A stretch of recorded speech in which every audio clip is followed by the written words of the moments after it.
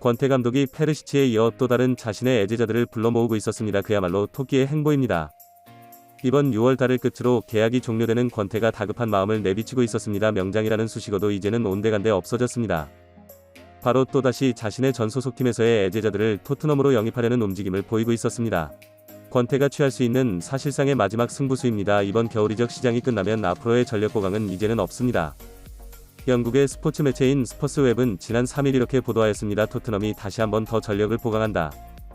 스테판 더 프레이와 덴젤 둠 브리스를 최대 4,500만 유로를 들여 동시에 영입할 계획을 세우고 있다.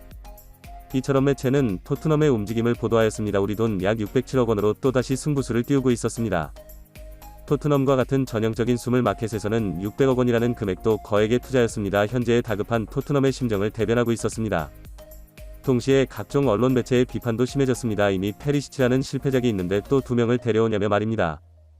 단순한 영입이 아닌 또 자신의 애제자를 데려온다는 부분이었습니다. 이미 영국 내 매체들 또한 콘테의 실패를 예감하고 있었습니다.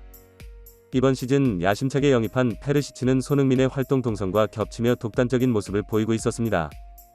때문에 팬들은 어째서 득점왕을 따낸 선수를 방해하냐며 그를 강하게 비판하고 있었습니다. 그야말로 10경기 연속 선지 실점이라는 정무부한 기록을 세우고 있는 토트넘의 처참한 상황을 대변하고 있었습니다. 콘테가 여태까지 구단과의 재계약 논의가 없는 것도 결국 이런 권태의 전술 실패 때문이었습니다. 이번 토트넘의 영입 움직임은 사실상 콘테에게 주는 구단의 마지막 기회와도 같은 것이었습니다. 그러던 와중이었습니다. 안 좋은 일은 계속해서 터져나오고 있었습니다. 이번에는 히샬리송이 단단히 화가 났습니다. 부상에서 회복 중인 히샬리송이 팀 훈련 도중 앞선 페르시치와 격렬한 몸싸움을 벌였다는 보도가 전해지고 있었습니다. 훈련 도중 히샬리송은 페리시치에게 어째서 독단적인 행동을 하냐며 언성을 높이는 모습이 포착되었습니다.